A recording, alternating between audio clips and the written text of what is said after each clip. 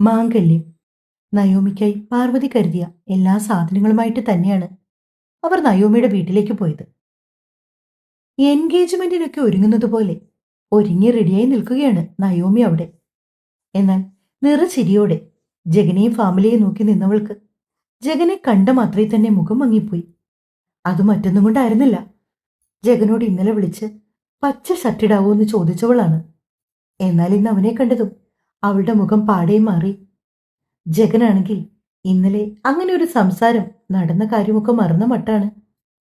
Naomi അവന്റെ അടുത്തേക്ക് ചെന്ന് കള്ള പരിഭവം കാണിച്ചെങ്കിൽ പോലും അവൻ അവളുടെ പാവം തിരിച്ചറിയാൻ പോലും കഴിഞ്ഞില്ല.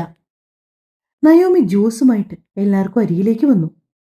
പിന്നീട് കാരണവുമാരായി ഓരോന്നോ കാര്യങ്ങൾ സംസാരിക്കാൻ തുടങ്ങി. വിവാഹം അധികം നീട്ടിവെക്കുന്നതിനോട് ഞങ്ങൾക്ക് യാതൊരു താല്പര്യവുമില്ല. നയോമി മോൾക്ക് എത്രയും പെട്ടെന്ന് ജഗനെ വിവാഹം കഴിച്ചാൽ മതിയെന്നാണ്. വിശ്വനാഥൻ ഒരു ചിരിയോടെ പറഞ്ഞപ്പോൾ ഭാര്യ നിർമ്മലയും അയാൾക്കരികിൽ തന്നെയുണ്ട്. എല്ലാം കേട്ടുകൊണ്ടിരിക്കുകയാണ് ജഗന്റെ വീട്ടുകാർ. അപ്പോഴേക്കും സേതുനാഥൻ സംസാരിച്ചു തുടങ്ങി. ഈ മാസം അവസാനം അനുയോജ്യമായ ഒരു മുഹൂർത്തമുണ്ട്. നമുക്ക് അന്നത്തേക്ക് നോക്കിയാലോ? ഈ മാസം അവസാനം എന്ന് പറഞ്ഞാൽ ഇനി കഷ്ടിച്ച് കുറച്ച് ദിവസങ്ങൾ കൂടിയല്ലേ ഉള്ളൂ? വിശ്വൻ ചോദിച്ചു. അതിനിടയിൽ എല്ലാ ആളുകളെയും വിളിച്ച് കല്യാണം ആർഭാടമായി നടത്താൻ പറ്റുമോ? അയാൾക്ക് ആശങ്കയായി. അച്ഛാ, നമുക്ക് തൽക്കാലം അടുത്ത ബന്ധുക്കൾ മാത്രമുള്ള ഒരു ചെറിയ ചടങ്ങായിട്ട് വിവാഹം നടത്തിയിട്ട് പിന്നീടൊരു ഗ്രാൻഡ് പാർട്ടി വെച്ചാലോ? നയോമിയുടെ ആ ആശയത്തിനോട് എല്ലാവർക്കും താല്പര്യമായിരുന്നു. വിശ്വനാഥൻ ഇടയ്ക്കിടയ്ക്ക് ജഗനെ ശ്രദ്ധിക്കുന്നുണ്ട്. അവന്റെ മുഖത്തെ തെളിച്ചമില്ലായ്മ അയാൾക്കുള്ളിൽ ഭയത്തിന്റെ വിത്തുപാകി. എങ്കിലും ആൾക്കൂട്ടത്തിനിടയിൽ വെച്ച് ജഗൻ എന്താ വല്ലാതിരിക്കുന്നത് എന്ന ചോദ്യം ചോദിക്കാൻ അയാൾക്ക് മടി തോന്നി. അത് മറ്റൊന്നും കൊണ്ടല്ല, ജഗന്റെ സ്വഭാവം വെച്ച് എന്തെങ്കിലും താല്പര്യമില്ലാന്നുണ്ടെങ്കിൽ അവൻ മുഖം നോക്കാതെ മറുപടി പറഞ്ഞു കളയും. പിന്നീട് അതിന്റെ പേരിൽ തന്റെ മകൾ വിഷമിക്കുന്നതിനെക്കുറിച്ച് അയാൾക്ക് ചിന്തിക്കാൻ പോലും കഴിയില്ല. ആണായും പെണ്ണായും അവൾ ഒന്നേ ഉള്ളവർക്ക്. അതുകൊണ്ടാണ് എന്തു വില കൊടുത്താലും അവൾ ആഗ്രഹിച്ച ജഗനെക്കൊണ്ട് തന്നെ അവളെ വിവാഹം കഴിപ്പിക്കണമെന്ന് തീരുമാനിച്ചിറങ്ങിയതുപോലും. എല്ലാവരും ചർച്ചകളിൽ മുഴുകിയപ്പോൾ വിശ്വനാഥൻ നയോമിയെ കണ്ണു കാണിച്ചു ജഗന്റെ അടുത്ത് ചെന്ന് ഇരിക്കാൻ വേണ്ടി.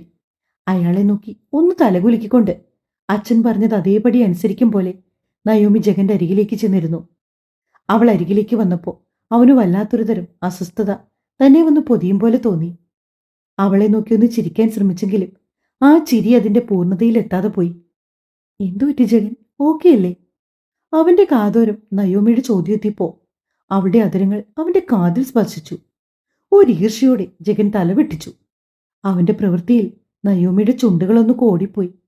ഉള്ളിൽ തികട്ടി വന്ന ദേഷ്യത്തിൽ നയോമി മുഷ്ടി ചുരുട്ടി പിടിച്ചു. പക്ഷെ ജഗൻ അത് കണ്ടില്ല. അങ്ങനെ വരാൻ പോകുന്ന 10 ദിവസങ്ങൾക്കപ്പുറം അവരുടെ വിവാഹത്തിന് തീരുമാനം കുറിച്ചു. നയോമിയുടെ മുഖം തിളങ്ങി. കണ്ണുകളിൽ പ്രണയം നിറച്ചുകൊണ്ടവൾ ജഗനെ നോക്കിയെങ്കിലും അവന്റെ മുഖത്ത് വിവേചിച്ചറിയാൻ കഴിയാത്ത എന്തോ ഒരു ഭാവമായിരുന്നു. 10 ദിവസങ്ങൾ എന്ന് പറഞ്ഞാൽ 10 മിനിറ്റ് പോലെ നടന്നു പോകും, നിർമ്മല പറഞ്ഞു. പക്ഷെ നയോമിക്ക് നല്ല സന്തോഷം. കാരണം ഒരു ദിവസം നേരത്തെ ജഗന്റെ ഭാര്യയാകണമെന്നാണ് അവളുടെ ആഗ്രഹം. പിന്നീട് ഇരു കൂട്ടരും ചേർന്ന് ഭക്ഷണം കഴിച്ചു. ശേഷം വർത്തമാനമൊക്കെ പറഞ്ഞുകൊണ്ടിരിക്കുന്ന നേരത്താണ് പാർവതി മിഥുവിനെ കണ്ണു കാണിക്കുന്നത്. അത് മറ്റൊന്നും കൊണ്ടായിരുന്നില്ല. ഗിഫ്റ്റ് ഹാമ്പറിൽ നിന്ന് ഡയമണ്ടിന്റെ വള എടുത്തുകൊണ്ടുവരാൻ പറഞ്ഞു. പാർവതി എന്താണ് ഉദ്ദേശിച്ചതെന്ന് മനസ്സിലായി. അതുകൊണ്ട് തന്നെ മിഥു പോയി ഹാമ്പർ എടുത്ത് പാർവതിയുടെ കയ്യിൽ കൊണ്ടുവന്നു കൊടുത്തു. പാർവതി അതിൽ നിന്നും ഡയമണ്ട് വളയിരുന്ന ബോക്സ് കയ്യിലെടുത്തു. നിർമ്മല നയോമിയെ നോക്കി കണ്ണു കാണിച്ചു. മോളിങ്ങി വന്നി. പാർവതി അതീവ സ്നേഹത്തോടെ വിളിച്ചപ്പോൾ നയോമി ചെറിയ കൊഞ്ചലോടെ അവർക്കരികിലേക്ക് വന്നിരുന്നു. അത് കാണെ മിഥുവിന്റെ മുഖം കൂടുതൽ ദേഷ്യത്തിലായി. എങ്കിലും അവൾ അത് മറച്ചൊരു ചിരിയോടെ നിന്നു. കൈ നീട്ടിക്ക്, അമ്മ മോൾക്കൊരു സമ്മാനം കൊണ്ടുവന്നിട്ടുണ്ട്. പാർവതി പറഞ്ഞതും ചിരിയോടെ വിശ്വനാഥന്റെയും നിർമ്മലയുടെയും മുഖത്തേക്ക് നോക്കിക്കൊണ്ട് പാർവതിക്ക് നേർക്ക് കൈ നീട്ടിക്കൊടുത്തത് നയോമി. ഡയമണ്ടിന്റെ ബോക്സ് തുറന്ന പാർവതിയുടെ മുഖത്തെ തെളിച്ചം പാടെ മങ്ങിപ്പോയി. അതേസമയം അവർക്ക് മുമ്പിൽ അപ്പോഴും കയ്യിൽ നീട്ടിപ്പിടിച്ച് നിൽക്കുവാണ് നയോമി. വളയോടെ പോയി? പെട്ടെന്ന് മിഥുവിനെ നോക്കി പാർവതി ചോദിച്ചു. മിഥു ഒന്നും അറിയാത്ത പോലെ പാർവതിയുടെ കയ്യിൽ നിന്നും ബോക്സ് വാങ്ങി അത് കുടഞ്ഞൊക്കെ നോക്കുന്നുണ്ട്. അന്നേരം കൊണ്ട് തന്നെ എല്ലാവർക്കും മനസ്സിലായി പാർവതി ഇടാൻ കൊണ്ടുവന്ന വള കാണുന്നില്ല എന്ന്. പാർവതിയുടെ മുഖം പാടേ മങ്ങി. എന്നാൽ ജഗനാകട്ടെ ഇതൊന്നും തന്നെ ബാധിക്കുന്ന കാര്യമേ അല്ല എന്ന മട്ടിലിരിക്കുകയാണ്. വിശ്വനാഥിന്റെയും നിർമ്മലയുടെയും മുഖത്ത് ഒരു വല്ലായ്മ നിറഞ്ഞു. നയോമിയുടെയും അവസ്ഥ മറിച്ചായിരുന്നില്ല. പാർവതിക്ക് നേരെ നീട്ടിപ്പിടിച്ച കയ്യ് അവൾ പതിയെ താഴ്ത്തിയിട്ടു. എന്നാലും ആ വള എവിടെ പോയി? പാർവതിയുടെ മുഖത്ത് പരിഭ്രമമായിരുന്നെങ്കിൽ മിഥുവിന്റെ മുഖത്തൊരു കള്ളച്ചിരിയായിരുന്നു. നയോമി അത് കൃത്യമായി കാണുകയും ചെയ്തു. അതോടെ നയോമിക്ക് മനസ്സിലായി ഇതിനു പിന്നിൽ മിഥുവിന്റെ കൈകളാണെന്ന്. മിഥു, നമ്മൾ വീട്ടിൽ നിന്ന് ഇറങ്ങുന്ന നേരത്ത് ഈ ബോക്സിലത് ഉണ്ടായിരുന്നതല്ലേ? അറിയില്ലമ്മേ, ഞാനത് ശ്രദ്ധിച്ചില്ല. വീണ്ടും നിഷ്കളങ്കത നിറഞ്ഞ മിഥുവിന്റെ മറുപടി പാർവതിയെ തേടിയെത്തി. എന്തൊക്കെയോ കണക്കുകൂട്ടലുകളുമായി ഇരിക്കുവാണ് നയോമി. അവൾ പാർവതിയെ വിളിച്ചു. സാരമില്ല ആന്റി, ഒരു വളയല്ലേ, അതൊക്കെ പിന്നെ ആകാലോ. ഉത്തമയായ മരുമകളെ പോലെ പാർവതിയെ സമാധാനിപ്പിച്ചു. അവളുടെ വാക്കുകൾ ആ സമയം പാർവതിക്ക് നൽകിയ ആശ്വാസം അത്ര ചെറുതല്ലായിരുന്നു. അവരവളെ പുണർന്നു. വീട്ടിലേക്ക് വാ, എല്ലാം വാങ്ങി തരുന്നുണ്ട് ആന്റി. പാർവതി നയോമിയുടെ താടിയിൽ പിടിച്ച് മെല്ലെ കൊഞ്ചിച്ചുകൊണ്ട് പറഞ്ഞു. ശേഷം എല്ലാവരും അവിടെ നിന്ന് പോകാൻ ഇറങ്ങി. മിഥു, ഒരു നിമിഷം.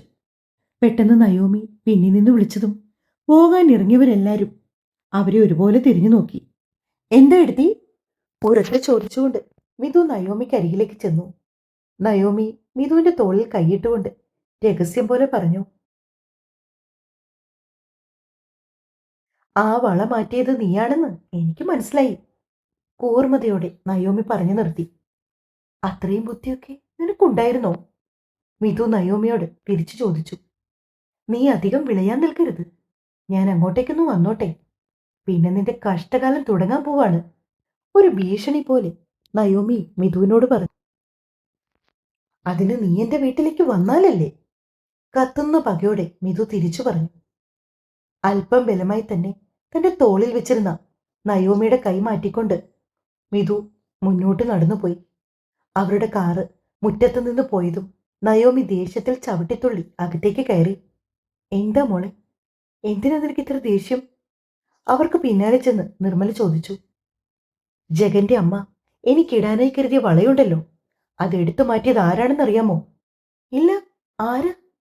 മിഥു. അവളോ? അവളെന്തിനാ അങ്ങനെയൊക്കെ ചെയ്തത്?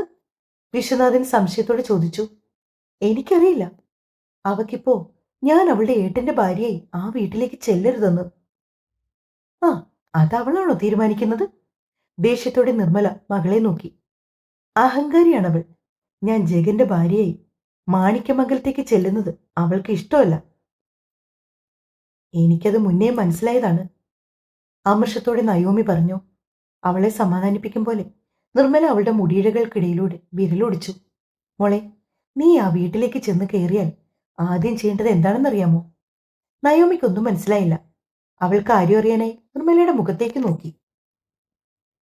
ജഗനെ അവന്റെ പെങ്ങളിൽ നിന്ന് അകറ്റണം. അതൊക്കെ അത്ര എളുപ്പമാണോ മേ? പെണ്ണ് വിചാരിച്ച നടക്കാൻ പറ്റാത്തതായിട്ട് എന്താടിയുള്ളത്? അവൾക്ക് ധൈര്യം കൊടുക്കും പോലെ നിർമ്മല പറഞ്ഞപ്പോൾ നയോമിയുടെ ചുണ്ടിലൊരു വക്രിച്ച ചിരി വിരിഞ്ഞു. മെല്ലെ അത് വിശ്വനാഥന്റെ അതിരങ്ങളിലേക്കും പതിഞ്ഞു. ദിവസങ്ങൾ ഒന്നൊന്നായി കടന്നു. ഇതിനോടകം തന്നെ ജഗന്റെ വിവാഹത്തീയതി നിശ്ചയിച്ച വിവരം മിഥു ജാനിയെ വിളിച്ചറിയിച്ചു.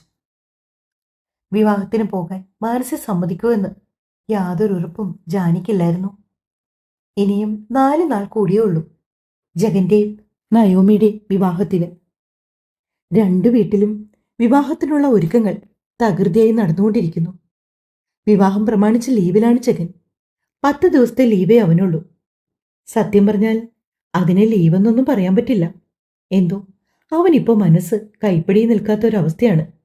അതുകൊണ്ടവൻ മനഃപൂർവ്വം ജോലിക്ക് പോകാതിരുന്നത്. ജോലിക്ക് പോയാലും അവന് കൂടുതലായി ഒന്നിലും ശ്രദ്ധ ചെലുത്താൻ കഴിയുന്നില്ല. മനസ്സിനാകെ നീറിപ്പുകഞ്ഞൊരു വേദന. രാത്രിയാണെങ്കിൽ കണ്ണടച്ച് ഉറങ്ങിത്തുടങ്ങി. പിന്നെ ചെവിയിൽ മുഴുങ്ങി കേൾക്കുന്നത് അത്രയും ഒരു പെൺകുട്ടിയുടെ തേങ്ങലാണ്. കല്യാണത്തിനുള്ള ദിവസങ്ങൾ അടുക്കുംതോറും മകന്റെ മുഖത്തെയും മ്ലാനതയും സന്തോഷമില്ലായ്മയുമൊക്കെ പാർവതി ശ്രദ്ധിക്കുന്നുണ്ട്. പക്ഷെ അപ്പോഴും അവന് നയോമിയുമായിട്ടുള്ള വിവാഹത്തിന് എന്തെങ്കിലും താല്പര്യക്കുറവുള്ളതുകൊണ്ടാകുന്നു മാത്രം അവർ ചിന്തിച്ചില്ല. പാർവതി ചിന്തിച്ചത് കൂടുതലും അവന് ജോലി സംബന്ധമായി എന്തെങ്കിലും പ്രഷറോ മറ്റോ ഉണ്ടാകുമെന്നാണ്. അതുകൊണ്ടാവും അവന് ഇപ്പോഴും ഇത്രയും ഗൗരവത്തിൽ കാണപ്പെടുന്നത്. ഇപ്പോൾ കുറച്ചേറെ ദിവസങ്ങളായിരിക്കുന്നു ജാനി റൂമിലും ബാൽക്കണിയിലും മാത്രമായി കഴിച്ചുകൂട്ടാൻ തുടങ്ങിയിട്ട്. ഇപ്പോൾ മിക്ക ദിവസങ്ങളിലും അവൾക്ക് ആഹാരവുമായി വരുന്നത് സെർവൻ്റാണ്. മാനസയും ജയനെയും കണ്ടിട്ട് അവൾ ദിവസങ്ങളായിരിക്കുന്നു. ഓരോരോ ആലോചനകളുമായി ബാൽക്കണിയിലെ ബീൻ ബാഗിൽ അവൾ ഇരിക്കുന്ന സമയത്താണ് മിഥുവിൻ്റെ ഫോൺ കോൾ ജാനിയെ തേടി എത്തിയത്. ഹലോ, നീ എന്ത് ചെയ്യുന്നു ജാനി? ഞാനിവിടെ വെറുതെ ഇരിക്കുക. ഏട്ടൻ്റെ വിവാഹത്തിന് നീ വരുമോ? ആൻറ്റിയോട് അതേപ്പറ്റി നീ ചോദിച്ചോ?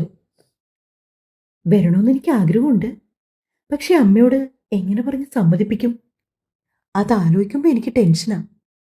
സാരമില്ല ജാനി, എല്ലാം ശരിയാകും. നീ ഒന്ന് ആൻറ്റിയോട് പറഞ്ഞു നോക്ക്.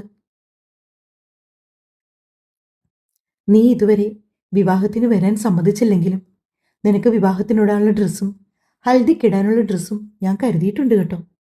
നീയൊന്നു വന്നാൽ മാത്രം മതി. മിഥു അത് പറഞ്ഞപ്പോൾ ജാനിക്ക് സന്തോഷവും സങ്കടവും തോന്നിപ്പോയി. അതേസമയം തന്നെ ആരോ ജാനിയുടെ വാതിലിൻ്റെ ഡോർ തുറക്കും പോലെ അവൾക്ക് തോന്നി. അവൾ പെട്ടെന്ന് ഫോൺ വെച്ചു. ഒട്ടും പ്രതീക്ഷിക്കാതെ അന്നവളുടെ മുറിയിലേക്ക് കയറി വന്നത് മാനസിയാണ്. മാനസിയെ കണ്ടതും ജാനി എഴുന്നേറ്റു. ബാൽക്കണിയുടെ കൈവരിയിൽ പിടിച്ചുകൊണ്ട് അലസമായി പുറത്തേക്ക് നോക്കി നിന്നു. നിന്നെ കാണാൻ ഇന്ന് വൈഫുവിൻ്റെ വീട്ടുകാർ വരുന്നുണ്ട്. വിവാഹത്തിനുള്ള വസ്ത്രങ്ങളും ആഭരണങ്ങളും ഞങ്ങൾ പോയി എടുത്തിരുന്നു.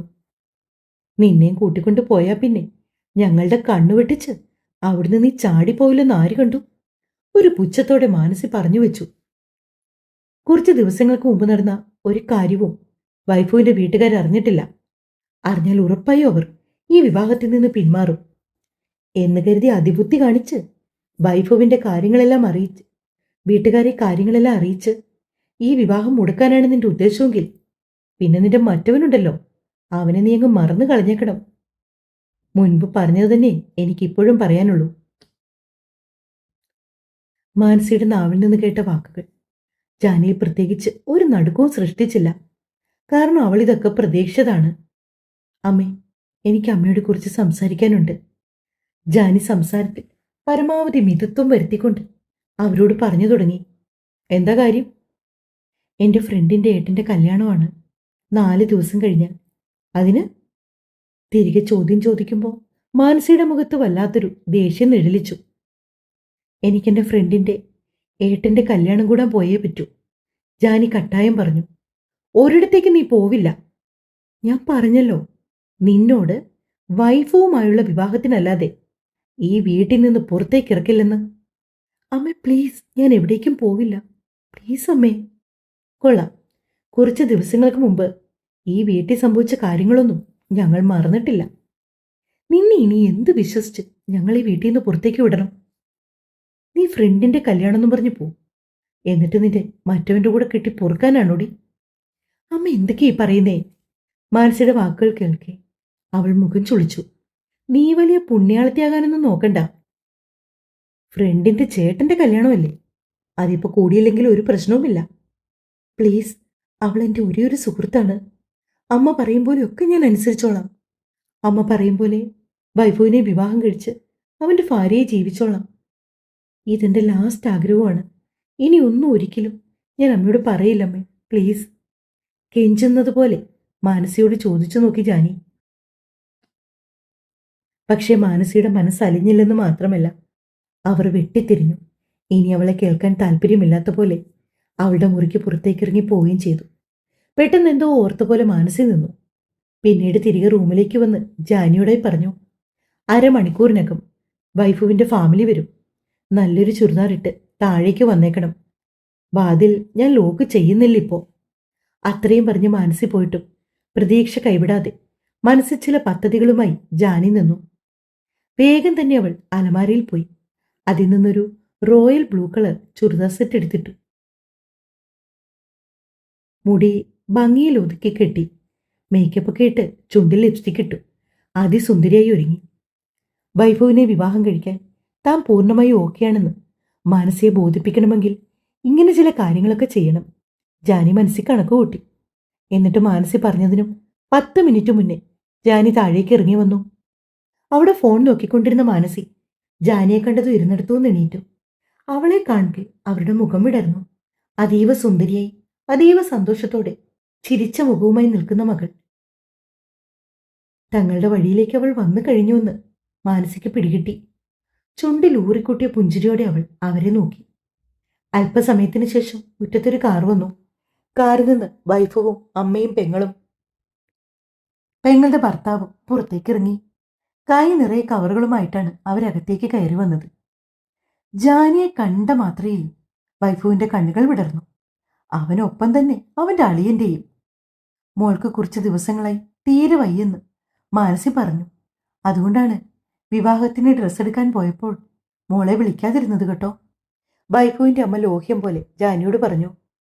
അതൊന്നും കുഴപ്പമില്ല ആൻറ്റി. അമ്മ പറഞ്ഞ പോലെ എനിക്ക് തീരെ വയ്യായിരുന്നു. ഇപ്പോഴാ ഞാനൊന്ന് ഓക്കെ ആയത്. വളരെ സ്നേഹത്തോടെ വൈഫുവിന്റെ അമ്മയുടെ കയ്യിൽ പിടിച്ച് സംസാരിക്കുന്ന ജാനിയെ കാണെ മാനസി വിശ്വാസം വരാത്ത പോലെ നിന്നു. ജാനിക്ക് ഇത്ര പെട്ടെന്ന് ഒരു മാറ്റം അവരും പ്രതീക്ഷിച്ചതായിരുന്നില്ലല്ലോ. എന്നാൽ വൈഭവിന്റെ കണ്ണുകൾ ഒഴുകി നടന്നത് അവളുടെ മുഖത്തുകൂടിയും ദേഹത്തൊട്ടിക്കിടക്കുന്ന വസ്ത്രത്തിലൂടെ തെളിഞ്ഞു കാണുന്ന അവളുടെ അഴകളവുകളിലേക്കുമായിരുന്നു. അവന്റെ പുഴുത്ത നോട്ടങ്ങൾ ഇടയ്ക്കിടയ്ക്ക് തന്നെ തേടിയെത്തുന്നുണ്ടെങ്കിലും ജാനി അത് ശ്രദ്ധിക്കാത്ത പോലെ അലസമായി ഷാൾ വിരിച്ച് നെഞ്ചിന്റെ ഭാഗം മറച്ചു വെച്ചു. വൈഭവിന്റെ അമ്മ അവർ ജാനിക്കായി വാങ്ങിയ വസ്ത്രങ്ങളും ആഭരണങ്ങളും അവളെ കാണിക്കുന്നുണ്ട്. മോൾക്ക് ഏതെങ്കിലും ഇഷ്ടപ്പെടാത്തതുണ്ടെങ്കിൽ നമുക്ക് മാറ്റി വാങ്ങാട്ടോ. ജാനി ഓരോ വസ്ത്രങ്ങളായി കയ്യിലെടുത്ത് വിടർത്തി തിരിച്ചു മറിച്ചു നോക്കി. ആഭരണങ്ങളിലൂടെ അവൾ വിരലൊടിക്കുന്നുണ്ട്. മാനസിയുടെ കണ്ണുകൾ അത്രയും ജാനിയെ തന്നെയായിരുന്നു. അപ്പോഴായിരുന്നു വൈഭവ് ഒരു ചുരിദാറുമായി ജാനിക്കരിയിലേക്ക് വന്നത്. ജാൻവി, ഈ ഡ്രസ്സ് എങ്ങനെയുണ്ട്? ഇഷ്ടപ്പെട്ടോ? ഇത് ഞാൻ ജാൻവിക്ക് വേണ്ടി പ്രത്യേകം സെലക്ട് ചെയ്തതാണ്. അവൻ ആ ഡ്രസ്സ് അവളുടെ ശരീരത്തിലേക്ക് ചേർത്ത് വെച്ചു. അവന്റെ വിരൽത്തുമ്പോൾ അറിയാതെ അവളുടെ മാറിടത്തിൽ സ്പർശിച്ചു. അതേസമയം എന്തൊക്കെയോ കാര്യം പറഞ്ഞ് ചിരിച്ചുകൊണ്ടിരുന്ന മാനസിയും വൈഭവിന്റെ അമ്മയും പെങ്ങളും. അതുകൊണ്ട് തന്നെ അവരാരും അതൊന്നും കാണുന്നുണ്ടായിരുന്നില്ല. അവന്റെ കൈകൾ ഡ്രസ്സിൽ മുറുകിയതും ജാനി ചുറ്റും കണ്ണോടിച്ചു. ആരും തങ്ങളെ ശ്രദ്ധിക്കുന്നില്ലെന്ന് മനസ്സിലായതും ജാനി കയ്യിലിരുന്ന മുട്ടസൂചി വൈഭവിന്റെ തുടയിലേക്ക് ആഴ്ത്തി. വേദനയോടെ ഇരുന്നിടത്ത് നിന്ന് വൈഭവ് ചാടി എണീറ്റു.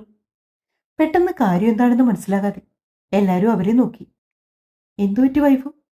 ഒന്നും അറിയാത്ത പോലെ വൈഭവിനോട് ചോദിച്ചു ജാനി. അവൻ അവളോട് ദേഷ്യം തോന്നിയെങ്കിലും എല്ലാവരും ശ്രദ്ധിക്കുന്നുണ്ടെന്ന് മനസ്സിലായതോടെ അവൻ, ഒന്നുമില്ല.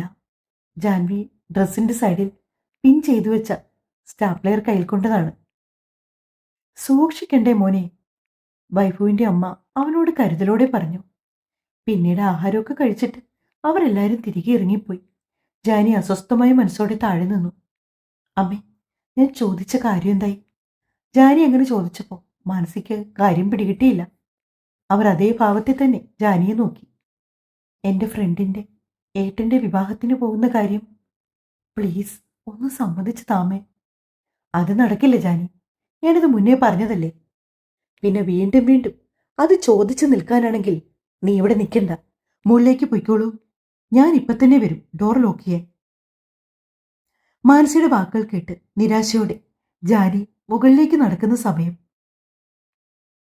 മാനസിയുടെ ഫോണിലേക്ക് ഒരു കോൾ വന്നു. അത് മറ്റാരുമായിരുന്നില്ല. മിതു പറഞ്ഞത് പ്രകാരം പാർവതി മാനസിയെ വിളിച്ചതാണ്. അറിയില്ലാത്ത നമ്പർ ആയതുകൊണ്ട് അല്പം സംശയത്തോടെയാണ് മാനസി കോൾ അറ്റൻഡ് ചെയ്തത്. മാനസിയല്ലേ? ഞാൻ പാർവതിയാണ്. പാർവതിയോ? എനിക്ക് മനസ്സിലായില്ലല്ലോ. പാർവതി എന്ന് പേര് കേട്ടതും മുകളിലേക്കുള്ള പടികൾ കയറിയ ജാൻവി കയറിപ്പോകാതെ കുറച്ചു നേരം സ്റ്റെപ്പിൽ നിന്നു. സോറി, ഞാൻ പരിചയപ്പെടുത്താൻ മറന്നുപോയി. എൻ്റെ മകൾ മൈഥിലി ജാൻവിയുടെ കൂട്ടുകാരിയാണ്. അവർ ഒരുമിച്ചാണ് പഠിക്കുന്നത്. എൻ്റെ മകന്റെ വിവാഹമാണ് 3 ദിവസം കഴിഞ്ഞാൽ. ജാൻവിയെ വിവാഹത്തിൽ പങ്കെടുക്കാൻ വീട്ടിലേക്ക് അയക്കാമോ? അത് ചോദിക്കാൻ വിളിച്ചതാ ഞാൻ. പറയുന്നോണ്ട് ഒന്നും തോന്നില്ല. ജാൻവിയുടെ വിവാഹം ഞങ്ങൾ തീരുമാനിച്ചിരിക്കുക. ഇനി അധിക ദിവസമില്ല വിവാഹത്തിന്. അതുകൊണ്ട് തന്നെ തൽക്കാലം പുറത്തേക്കൊന്നും അവളെ വിടണ്ടെന്നാ എന്റെയും അവളുടെ അച്ഛൻ്റെയും തീരുമാനം. അവൾ ഒരുപാട് പ്രാവശ്യം ചോദിച്ചിരുന്നു ഇങ്ങനെ വിവാഹത്തിന് പോകുന്നതിനെക്കുറിച്ച്. മാനസി കൂട്ടിച്ചേർത്തു. അയ്യോ, അങ്ങനെ പറയരുത് മാനസി, പ്ലീസ്. 1-2 ദിവസത്തേക്ക് മാത്രം വിട്ടാൽ മതി. വിവാഹത്തിന് തലേന്നൊരു ഫംഗ്ഷൻ, പിന്നെ വിവാഹം. അന്ന് തന്നെ ഞങ്ങൾ ജാനിയെ അവിടെ തിരിച്ചെത്തിക്കാം. വളരെ താഴാഴ്മയോടെ പാർവതി പറയുമ്പോൾ മാനസിക്കൊരു പരിധിയിൽ കൂടുതൽ എതിർക്കാനും കഴിയുമായിരുന്നില്ല. എങ്കിലൊരു കാര്യം ചെയ്യാം. ഇവിടെ നിന്ന് ഞങ്ങളുടെ ഡ്രൈവർ അവളെ അവിടേക്ക് കൊണ്ടുവരും. ശേഷം വിവാഹം കഴിഞ്ഞിട്ട് വൈകിട്ട് ജാൻവിയെ ഇവിടേക്ക് വിട്ടിരിക്കണം. ഓക്കെ മാനസി, അത് സമ്മതമാണ്. ഞാൻ തന്നെ മുൻകൈയെടുത്ത് ജാനിയെ അവിടേക്ക് അയച്ചോളാം. മാത്രമല്ല, ഡ്രൈവറിന് 2 ദിവസത്തെ താമസവും ശരിയാക്കാം. ഇവിടെ ഔട്ട് ഹൗസിൽ തന്നെ. സന്തോഷത്തോടെ പാർവതി പറഞ്ഞപ്പോൾ അവർക്കടുത്തു നിന്ന് മിതുവും സന്തോഷത്തോടെ തുള്ളിച്ചാടി. സ്പീക്കർ ഫോണിൽ കിടക്കുന്ന അവൾ മാനസിയുടെ സംസാരമെല്ലാം വ്യക്തമായി കേൾക്കുന്നുണ്ട്. മറുഭാഗത്ത് മാനസി പറയുന്ന കാര്യങ്ങൾ കേട്ട് സ്റ്റെപ്പിന്റെ പാതയിൽ നിന്ന് ജാനിക്കും എന്തെന്നില്ലാത്ത സന്തോഷം തോന്നി. പാർവതിയുമായിട്ടുള്ള ഫോൺ സംഭാഷണം അവസാനിപ്പിച്ചപ്പോൾ മാനസി നേരെ നോക്കിയത് സ്റ്റെപ്പിൽ നിൽക്കുന്ന ജാൻവിയാണ്. ഞാൻ പറഞ്ഞതെല്ലാം കേട്ടല്ലോ നീ. ഇവിടുന്ന് മോഹൻ നിന്നെ കൊണ്ടുപോകും അവിടേക്ക്. മാത്രമല്ല, സ്റ്റീഫന്റെ ആളുകൾ ആ വീടിന് കാവലും കാണും. തിരികെ മോഹന്റെ കാര്യം തന്നെ നീ ഇവിടേക്ക് വരണം. അവിടെ വെച്ച് നിനക്ക് എന്തെങ്കിലും ആവശ്യത്തിന് പുറത്തു പോകണമെങ്കിൽ മോഹൻ നിന്നെ കൊണ്ടുപോകും. അതിനിടയ്ക്ക് വെച്ച് ഞങ്ങൾ അറിയാതെ മറ്റെന്തെങ്കിലും നീ മനസ്സിൽ പ്ലാൻ ചെയ്തെങ്കിൽ അതെല്ലാം മാറ്റിക്കോ. അതാണ് നിനക്ക് നല്ലത്. അന്ന് നിന്നെ എന്ത് കള്ളം പറഞ്ഞാണോ ഇവിടേക്ക് ഞാൻ വരുത്തിയത്, അത് യാഥാർത്ഥ്യമാക്കാൻ എനിക്ക് യാതൊരു മടിയുമില്ല. പിന്നെ ചെങ്കൽ കോളനി കിടക്കുന്ന ചെക്കൻ, അവന്റെ അമ്മ, അച്ഛൻ, ആ കോളനി മുഴുവനും, ഇതൊക്കെ എന്റെ മോളുടെ മനസ്സിലുണ്ടാവണം. നീ ഇവിടേക്ക് വന്നില്ലെങ്കിൽ ഉണ്ടാകാൻ പോകുന്നത് എന്താണെന്ന് ഞാൻ നിനക്കൊരു സൂചന തന്നതാണ്. ഇനി ഇത്രയും പേരുടെ ജീവിതം ഇല്ലാണ്ടാക്കിയിട്ട് നിനക്ക് സമാധാനമായിട്ട് ജീവിക്കാൻ കഴിയോ? പെട്ടെന്ന് മാനസി അത് ചോദിച്ചപ്പോൾ അങ്ങനെ ഒരു കാര്യത്തെക്കുറിച്ച് ചിന്തിക്കാൻ പോലും ആകാതെ ജാനി തലവെട്ടിച്ചു. നീ എന്താണ് ചെയ്യേണ്ടതെന്ന് വെച്ചാ ഞാൻ പറഞ്ഞത് കൃത്യമായിട്ട് അനുസരിക്കുക. ഞാൻ അമ്മ പറയുന്ന അനുസരിച്ചോളാം. പോയതുപോലെ തന്നെ തിരികെ ഇവിടെ വന്നോളാം. അങ്ങനെയാണെങ്കിൽ നിനക്ക് നല്ലത്. മാനസി പറഞ്ഞതും അവരെ നോക്കി തലകുലുക്കിക്കൊണ്ട് ജാനി മുകളിലേക്ക് പോയി. അവൾക്ക് സന്തോഷം കൊണ്ട് തുള്ളിച്ചാടാൻ തോന്നി. മിഥുവിന്റെ ചേട്ടന്റെ കല്യാണം കൂടാ. മാണിക്യമംഗലം. അതിനേക്കാൾ ഏറെ അവളെ ആകർഷിച്ചത് മാണിക്യമംഗലം കോവിലകമാണ്. 2 ദിവസമെങ്കിൽ 2 ദിവസം ആ അന്തരീക്ഷത്തിൽ ചെലവഴിക്കാമല്ലോ എന്നോർത്തപ്പോ ജാനിക്ക് എന്തെന്നില്ലാത്ത സന്തോഷം തോന്നി. വന്നപാടെ തന്നെ മിഥുവിന്റെ വീട്ടിലേക്ക് പോകുമ്പോഴിടാനായിട്ടുള്ള വസ്ത്രങ്ങളും മറ്റാവശ്യ സാധനങ്ങളുമെല്ലാം ജാനി ബാഗിലേക്ക് എടുത്തു വെച്ചു. ജാനി പറഞ്ഞ കണക്ക് പ്രകാരമാണെങ്കിൽ നാളെ മാത്രമേ ഇവിടുന്ന് പോകാൻ പറ്റൂ. അതും ഹൽദി തുടങ്ങുന്നതിന് മണിക്കൂറുകൾ മുമ്പ്. എങ്കിലും കുഴപ്പമില്ല, അമ്മ ഇത്രയെങ്കിലും സമ്മതിച്ചല്ലോ. ആശ്വാസത്തോടെ ഇരിക്കുന്ന സമയത്താണ് ജാനിയെ തേടി മിഥുവിന്റെ കോൾ വന്നത്. മോളെ ജാനി, ഏട്ടന്റെ വിവാഹം കൂടെ നീ റെഡിയായിരുന്നു. ഒരു പ്രത്യേക സ്റ്റൈലിൽ മിഥു അത് പറഞ്ഞതും ജാനി ചിരിയോടെ കേട്ടു നിന്നു. അവിടുത്തെ അമ്മ എന്റെ അമ്മയെ വിളിക്കുന്ന സമയത്ത് ഞാൻ താഴെ ഉണ്ടായിരുന്നു. വൈഫുവിന്റെ വീട്ടിൽ നിന്ന് അമ്മയും പെങ്ങളും ഒക്കെ വന്നിരുന്നു. അവർ വിവാഹത്തിനെടുത്ത ഡ്രസ്സുമായിട്ട്. അതൊക്കെ കേട്ടപ്പോ മിഥുവിന്റെ മുഖം വലിഞ്ഞു മുറുകി. അവൾ അതേക്കുറിച്ച് കൂടുതലൊന്നും സംസാരിച്ചില്ല. ഞാൻ പറഞ്ഞത് മറക്കണ്ട, നിനക്ക് വിവാഹത്തിനിടാൻ വേണ്ടി നല്ലൊരു അടിപൊളി സാരി ഞാൻ ഇവിടെ എടുത്തിട്ടുണ്ട്. ബ്ലൗസും സ്റ്റിച്ച് ചെയ്ത് കഴിഞ്ഞു. ഹൽദിക്കിടാൻ വേണ്ടി നമുക്ക് 2 പേർക്കും ഒരേപോലെയുള്ള ഡ്രസ്സാണ് ഞാൻ എടുത്തു വച്ചിരിക്കുന്നത്. നീ ഇവിടെയൊന്ന് വന്നാൽ മാത്രം മതി. കൊച്ചു കുട്ടിയോട് എന്നതുപോലെ ജാനിയോട് പറയുകയാണ് മിഥു. ജാനിക്ക് എന്തെന്നില്ലാത്ത സന്തോഷം തോന്നി. തുടരും.